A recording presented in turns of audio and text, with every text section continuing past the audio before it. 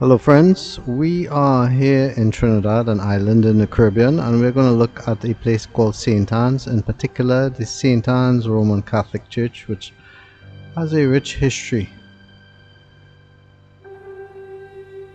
That's it there.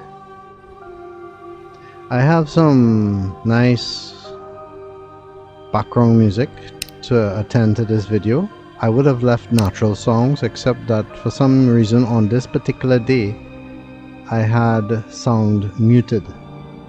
But this is the church, the St. Anne's RC Church. It's right off St. Anne's Avenue in St. Anne's. I have known this church since I was a little boy, perusing the area, been associated with the Cascade area for a long time. And so this is one of the places that I would come around now and again as a kid, riding a bike and stuff. On this particular day they had different stations of the cross. I don't know if it's a permanent feature, but they had these pictures. And the Stations of the Cross for Catholics is basically depictions of what Christ went through, Jesus Christ, from the Bible. He was put up on the cross. So in each station it talks about what happened in brief. And maybe a time for reflection for some of you. And this particular car park was not here when I was a kid. A lot of the parishioners would have to park on the street and on the avenue, and it would cause a lot of traffic. I noticed they established this car park for them, which is good.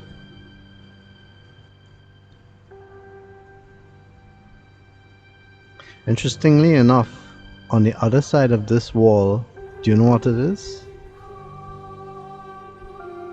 It's the grounds for the Prime Minister's residence. That's right.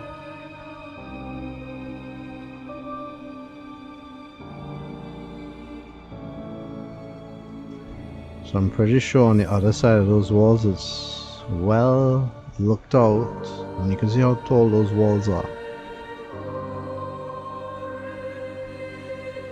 Cameras and stuff.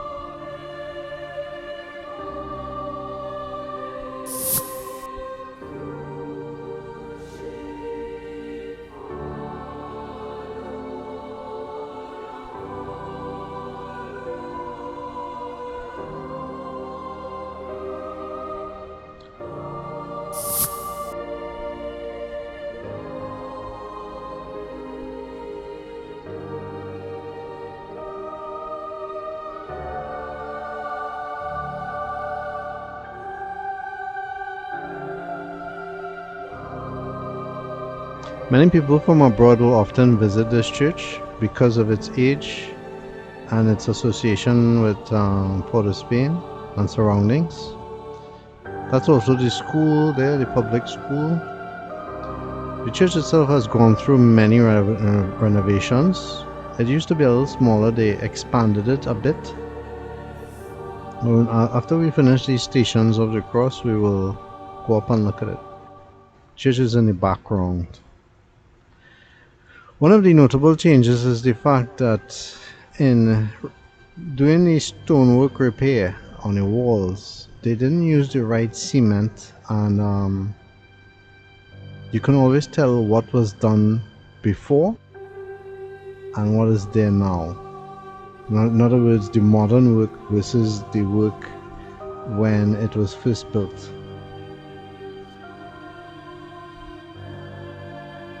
But it does have that neat medieval Gothic appearance. That place right there on the left is where parishioners would come and meditate and pray. We will see it a little later. Somebody was kind enough in the yard, who was, I think the caretaker, told us we could go in. There wasn't anybody around, so we weren't disturbing anybody.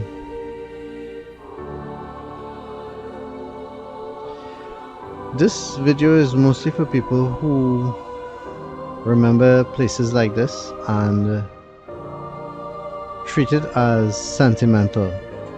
The value of seeing what it looks like now and probably in bringing back old memories.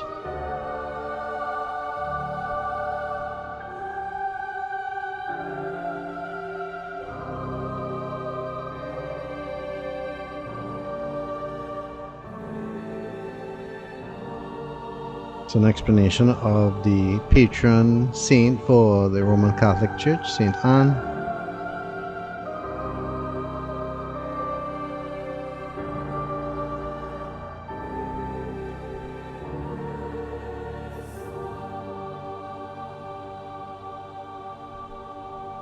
I believe that's the priest's quarters, not sure. And everywhere there's a church, there's always the quarters of the priests. And those mountains in the back, those are part of the surrounding mountains for St. Anne's and Cascade.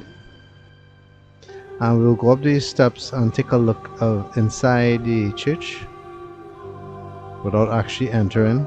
The person was preparing for a wedding, and so he was cleaning out the church and we didn't want to go and mess it up. But you can see that it's really lovely inside. From what I understand, the walls used to be wooden. The floor used to be wooden and it's not anymore. Some people said that adjusted the acoustics, but I don't know. You can tell me if you have been a long time parishioner of the St. Anne's RC Church.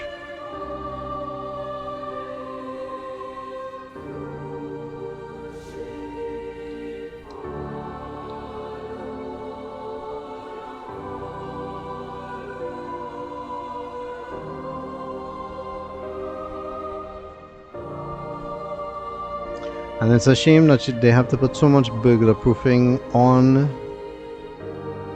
the church itself, but even today things are not safe. No church, no priest, nobody is safe because of the criminal element. You'll also notice a lot of these temperature checkers, the sanitizers and whatnot, that is from COVID-19.